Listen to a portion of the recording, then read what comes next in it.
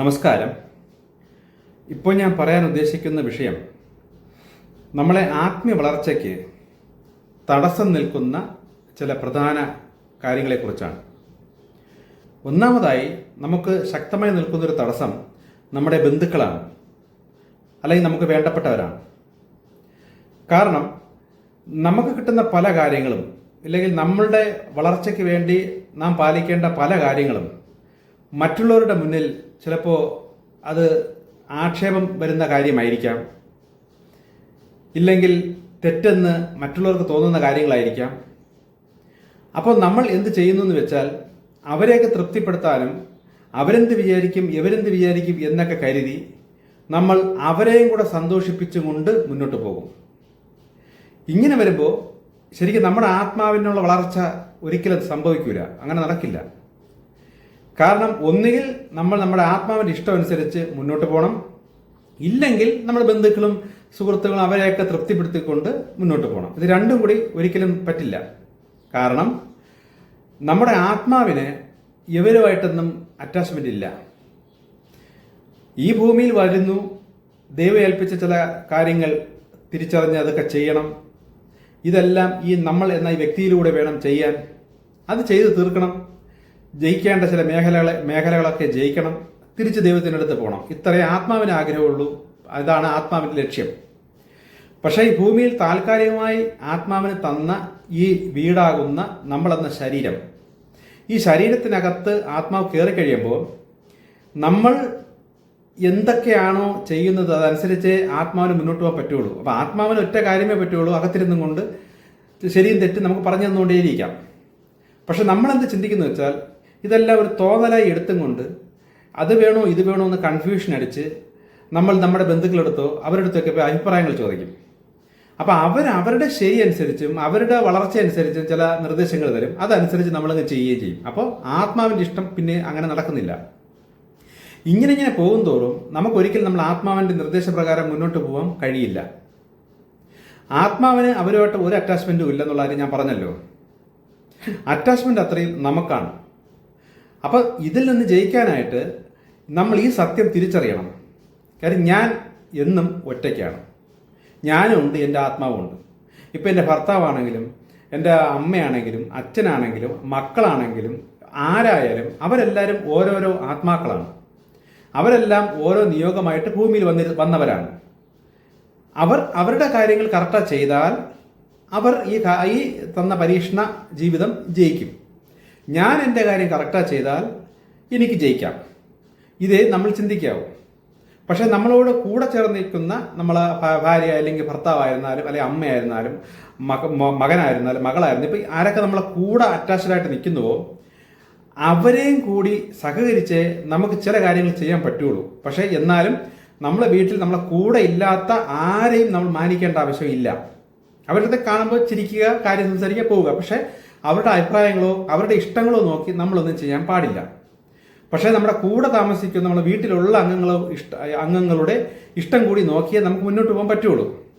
പക്ഷേ അപ്പോഴെല്ലാം നമുക്ക് തടസ്സങ്ങൾ വരും.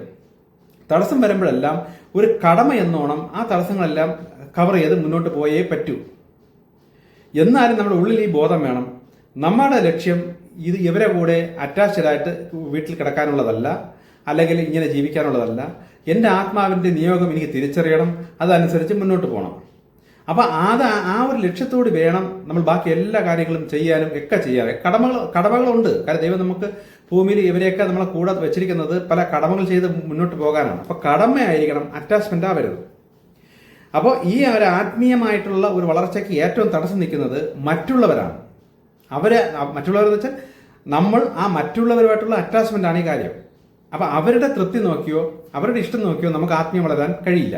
ഒരു കാര്യം കൂടി നമ്മൾ മനസ്സിലാക്കേണ്ടത്, ഇപ്പോൾ നമ്മുടെ ആത്മാവ് ഭൂമിയിൽ വന്നു. പക്ഷേ ഈ ആത്മാവ് പല ജന്മങ്ങൾ ഭൂമിയിൽ വന്ന് പലതും പഠിച്ച് ഒരു ലെവലിലെ ഒരു ഉയർച്ചയ്ക്കായിരിക്കാം നമ്മുടെ ആത്മാവ് ഇപ്പോൾ ഭൂമിയിൽ വന്നത്. അപ്പോൾ ഈ ഭൂമിയിൽ വരാൻ വേണ്ടി നമുക്ക് ഒരു മാതാപിതാവ് അല്ലെങ്കിൽ ഒരു ഗർഭപാത്രത്തിൻ്റെ ആവശ്യമുണ്ട്. അപ്പോൾ ദൈവം അതിനായി ഒരു 2 പേരെ തിരഞ്ഞെടുത്തു. ആ തിരഞ്ഞെടുത്ത്, കാരണം നമുക്ക് ഭൂമിയിൽ വരണമെങ്കിൽ ഏതെങ്കിലും ഒരു അച്ഛനോ അമ്മയോ ആവശ്യമുണ്ട്. കാരണം ഈ ആത്മാവിന് ആകാശത്ത് നിന്ന് അല്ലെങ്കിൽ ഭൂമിയിൽ നിന്ന് ഇങ്ങനെ പൊട്ടിമുളച്ച് വരാനൊന്നും കഴിയില്ല. അപ്പോൾ ഒരു അച്ഛനും അമ്മയും അല്ലെങ്കിൽ ഒരു മാതാപിതാക്കളും നമുക്ക് കൂടിയേ തീരൂ. പക്ഷേ ഈ മാതാപിതാക്കൾ ചിലപ്പോൾ നമ്മൾ വന്ന ആ ഒരു വളർച്ച അല്ലെങ്കിൽ നമ്മൾ പല ജന്മങ്ങളിലൂടെ പഠിച്ച് വന്ന ഒരു ജന്മം പോലെ ആയിരിക്കില്ല നമ്മുടെ സ്വന്തം മാതാപിതാക്കൾ പോലും. കാരണം അവർ ചിലപ്പോൾ വളരെ കുറച്ച് ജന്മങ്ങൾ വന്ന് അത്ര പഠിച്ചിട്ട് വന്ന വ്യക്തികളായിരിക്കാം. ഒരു ഉദാഹരണം പറഞ്ഞാൽ, നമ്മളിപ്പോൾ ഒരു 10 ജന്മം കഴിഞ്ഞിട്ട് 11ാമത്തെ ജന്മത്തിലാണ് വന്നെന്ന് വെച്ചോ. പക്ഷേ നമ്മുടെ മാതാപിതാക്കൾ അല്ല അച്ഛൻ ചിലപ്പോൾ 4ാമത്തെ ജന്മമായിരിക്കാം, ചിലപ്പോൾ അമ്മ ഒരു 6ാമത്തെ ജന്മമായിരിക്കാം. അപ്പോൾ അവരുടെ വളർച്ച അത്രയേ ഉള്ളൂ. പക്ഷെ 10 ജന്മം കഴിഞ്ഞ് 11ാമത്തെ ജന്മത്തിൽ നിൽക്കുന്ന നമുക്ക് നമ്മളുടെ ആത്മീയ ചിന്തകളും നമ്മളുടെ കാഴ്ചപ്പാടൊക്കെ വളരെ വ്യത്യാസമായിരിക്കും. അപ്പം നമ്മുടെ ശരികളൊന്നും ചിലപ്പോൾ നമ്മുടെ മാതാപിതാക്കൾക്ക് പോലും അംഗീകരിക്കാൻ കഴിയില്ല. അപ്പം അവരുടെ ശരികൾ നമ്മളോട് പറഞ്ഞുകൊണ്ടിരിക്കും. പക്ഷെ നമ്മൾ സ്വതന്ത്രമായ ഒരു ജോലിയോ അല്ലെങ്കിൽ സ്വതന്ത്രമായ ഒരു ജീവിതമോ വരുന്നത് വരെ അവരനുസരിച്ചേ പറ്റൂ. കാരണം നമുക്ക് വേറെ വഴിയില്ല. പക്ഷെ നമ്മൾ സ്വതന്ത്രമായി കഴിഞ്ഞാൽ, ഇപ്പോൾ ഒരു വിവാഹമൊക്കെ കഴിഞ്ഞ് വേറിട്ടൊരായി കഴിഞ്ഞാൽ പിന്നെ നമ്മൾ നമ്മുടെ വളർച്ചയ്ക്ക് അനുസരിച്ചുള്ള കാര്യങ്ങൾ വേണം അന്വേഷിക്കാനും ചെയ്യാനും. പിന്നെ മാതാപിതാക്കളുടെ അഭിപ്രായങ്ങളൊക്കെ ചോദിച്ച് ചെയ്യുമ്പോൾ അല്ലെങ്കിൽ അവരുടെ തൃപ്തി അനുസരിച്ച് നിൽക്കുമ്പോൾ അവരുടെ വളർച്ചയ്ക്കുള്ള കാര്യങ്ങളൊക്കെ നമ്മൾ ചെയ്യേണ്ടതായിട്ട് വരും. പക്ഷെ നമ്മുടെ റേഞ്ച് വേറെ ആയിരിക്കും. പക്ഷെ ആ റേഞ്ച് മനസ്സിലാക്കി നമ്മൾ അവരെ ഒരു വശത്ത് തൃപ്തിപ്പെടുത്തി നിർത്തുകയും ചെയ്യണം, പിണക്കുകയും ചെയ്യരുത്. എന്നാൽ നമ്മുടെ റേഞ്ച് അനുസരിച്ചുള്ള ജീവിതമായിരിക്കും നമ്മൾ ചെയ്യേണ്ടതും. അപ്പോൾ അവിടെ ഒരിക്കലും അച്ഛനമ്മമാരെ നോക്കരുത്. അതുപോലെ തന്നെ ഈ ആത്മീയ വളർച്ചയ്ക്ക് തടസ്സമായി നാം കുരുങ്ങിക്കിടക്കുന്ന മറ്റൊരു സംഗതിയാണ് പാരമ്പര്യം. ഇപ്പോൾ പാരമ്പര്യ തറവാട് അല്ലെങ്കിൽ പാരമ്പര്യ ക്രിസ്ത്യാനികൾ, പാരമ്പര്യ ഹിന്ദുക്കൾ എന്നൊക്കെ പറഞ്ഞ ചില പാരമ്പര്യങ്ങളുണ്ട്. ഇപ്പോൾ പാരമ്പര്യ ക്ഷേത്രം, പാരമ്പര്യ കാവ്, ഇങ്ങനെയൊക്കെ പല കാര്യങ്ങളുമുണ്ട്. ഇപ്പോൾ ഇതൊക്കെ ഒരു ആത്മീയ വളർച്ചയുടെ തുടക്കത്തിലുള്ള ചില കാര്യങ്ങളാണ്. നമ്മുടെ ഞാനിപ്പോൾ പറഞ്ഞ ഈ വിധ അടിസ്ഥാന കാര്യങ്ങളല്ല, മതമാണെങ്കിലും എല്ലാം. പക്ഷെ നമ്മളൊരു ലെവൽ കഴിയുമ്പോൾ നമ്മുടെ ഉള്ളിൽ നിന്ന് തന്നെ ചില ബോധം വരും, ഇതിൻ്റെയൊക്കെ ആവശ്യം എന്ത്? അത് നമ്മുടെ ആത്മീയ വളർച്ച അങ്ങനെ ഉള്ളത് കൊണ്ടാണ് നമുക്ക് ഇതൊന്നും അങ്ങോട്ട് ദഹിക്കാത്തത്, ഒരു തൃപ്തിക്കുറവ്. പക്ഷെ നമ്മുടെ മാതാപിതാക്കൾ അല്ലെങ്കിൽ നമ്മുടെ ബാക്കി ബന്ധുക്കളൊക്കെ ഭയങ്കര ഭക്തിയിൽ ഭയങ്കരമായിരിക്കുമ്പോൾ നമുക്ക് ചിലപ്പോൾ അതൊന്നും അങ്ങോട്ട് അംഗീകരിക്കാൻ പറ്റില്ല. കാരണം നമ്മുടെ ഉള്ളിൽ പല പല സംശയങ്ങൾ വന്നുകൊണ്ടേയിരിക്കും. ഇവരൊക്കെ ഇങ്ങനെ കിടന്ന് കാണിക്കുന്നു, ഇതിൻ്റെയൊക്കെ പിന്നിൽ ഇതെന്ത്?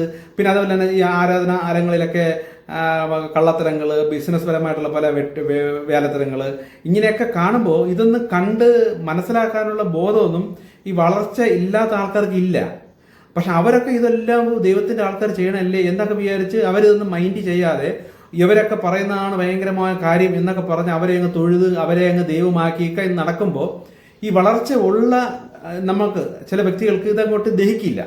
ഞാൻ ഇതെന്ന് മാറി ചിന്തിച്ചാൽ ഒറ്റപ്പെടുമല്ലോ എന്ന് പേടിച്ച് ഈ വ്യക്തിയും അവരെ കൂടി ഇങ്ങനെയൊക്കെ ചെയ്തങ്ങ് പോകും. പക്ഷേ ഉള്ളിൻ്റെ ഉള്ളിൽ അവരുടെ അകത്ത് ആത്മാവ് പറയുന്നുണ്ട്, നീ വളരുന്നില്ല, നീ തെറ്റിപ്പോണുണ്ട്, ഇതൊന്നും ശരിയല്ല എന്ന് പറഞ്ഞുകൊണ്ടിരിക്കുകയും ചെയ്യും. മറ്റുള്ളവരെ തൃപ്തിപ്പെടുത്താനായിട്ടും അതൊക്കെ നോക്കി നടത്താനും വേണ്ടിയിട്ട് ഇനി ഞാനല്ലേ ഉള്ളൂ, ഇതിൻ്റെ അടുത്ത തലമുറയായിട്ട് ഇതൊക്കെ ഞാൻ ചെയ്തുകൊണ്ട് പോണ്ടേ എന്നൊക്കെ വിചാരിച്ച് ഇതെല്ലാം നമ്മളുടെ തലയിലേക്ക് വെക്കും. ശരിക്കും പറഞ്ഞാൽ നമ്മുടെ ആത്മാവിന് ഇതിൻ്റെ ഒരു ആവശ്യമില്ല. ആ ആത്മാവ് വളരണം, അടുത്ത കാര്യങ്ങൾ ചെയ്യണം, തിരിച്ച് പോവേണ്ടടുത്ത് പോകണം, ഇത്രയും ആത്മാവിനുള്ളൂ.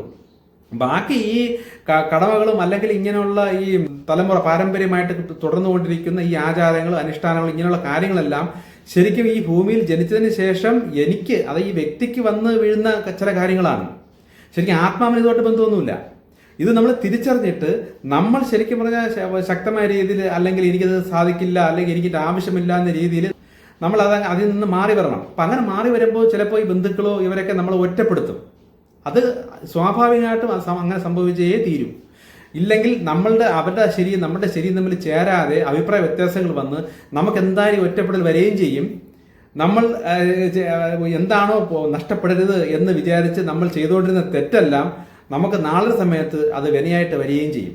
അപ്പോൾ ഈ സത്യങ്ങൾ തിരിച്ചറിഞ്ഞാൽ മറ്റുള്ളവരെ തൃപ്തിപ്പെടുത്തിക്കൊണ്ട് നമ്മുടെ ഉള്ളിൻ്റെ ഉള്ളിൽ കിട്ടുന്നതിന് എതിരായിട്ട് ഒരു കാര്യവും ചെയ്യരുത്. നമ്മളതിന് ഒഴിഞ്ഞു നിൽക്കണം. അപ്പോൾ അതിൽ നിന്ന് എന്ത് നഷ്ടം വന്നാലും എന്ത് പ്രശ്നം വന്നാലും ശരിക്കും പറഞ്ഞാൽ ആ ദൈവം നമ്മളെ കൂടെ കാണും, നമ്മളെ കൂടെ സഹകരിച്ചിരിക്കും. കാരണം നമ്മൾ അടുത്ത വളർച്ചയ്ക്ക് വേണ്ടിയിട്ട് നമ്മൾ വരുന്ന അല്ലെങ്കിൽ മനസ്സിലാക്കുന്ന ഈ തടസ്സങ്ങൾ നമ്മൾ തന്നെ മാറ്റി കൊടുക്കുന്നതാണ്. അപ്പം അങ്ങനെ വരുമ്പോൾ നമ്മൾ ആത്മാവ് ഭയങ്കര സന്തോഷമാവുകയും ദൈവം നമ്മളെ കൂടെ സഹകരിച്ച് മുന്നോട്ട് പോവുകയും ചെയ്യും. അപ്പം മറ്റു രീതിയിൽ സാഹചര്യങ്ങളൊക്കെ ഒഴിത്തിരിഞ്ഞ് വരും. പക്ഷെ നമ്മൾ ഒന്ന് വിടാതെ മറ്റൊന്ന് ലഭിക്കില്ല. നമ്മളത് ഇപ്പോൾ പുതിയതായിട്ടുള്ള ഈ ഒരു ആത്മീയ വളർച്ച ലഭിക്കാത്തതിൻ്റെ മെയിൻ കാരണം നമ്മൾ പഠിച്ചു വന്നതും അല്ലെങ്കിൽ ചെറുതിലേ ഉള്ള കാര്യങ്ങൾ നമ്മളങ്ങോട്ട് വിടാത്തതുകൊണ്ടാണ്. അത് വിട്ട് വേണം ഇങ്ങോട്ട് വരാൻ. അപ്പോൾ അങ്ങനെ വരുമ്പോൾ തുടക്കത്തിൽ എതിർപ്പുകൾ വരുമെങ്കിലും ശരിക്കും നമ്മൾ അടുത്ത ലെവലിലേക്ക് വളർന്ന് വരുമ്പോൾ ഈ എതിർത്തവർ തന്നെ അത് മനസ്സിലാക്കി താനെ ദൈവം തന്നെ അവരെ മനസ്സിലാക്കി കൊടുത്തുകൊള്ളും. അത് നമ്മൾ അതിനു വേണ്ടി മെനക്കെടണ്ട. കാരണം അതിന് നമ്മൾ നമ്മളുടെ കാര്യം നോക്കുക, നമ്മുടെ ആത്മാവ് ഏത് രീതിയിലാണ് നമുക്ക് വേണ്ടത് അത് മാത്രം മുന്നിൽ കാണുക, നമ്മൾ മുന്നോട്ട് പോവുക. അപ്പോൾ ആത്മീയ തടസ്സത്തിൻ്റെ ഒരു പ്രധാന തടസ്സവും അതിൻ്റെ കാര്യങ്ങളുമാണ് ഞാൻ പറഞ്ഞത്. ഇനി അടുത്ത കാര്യം അടുത്തതിൽ സംസാരിക്കാം. ഓക്കെ.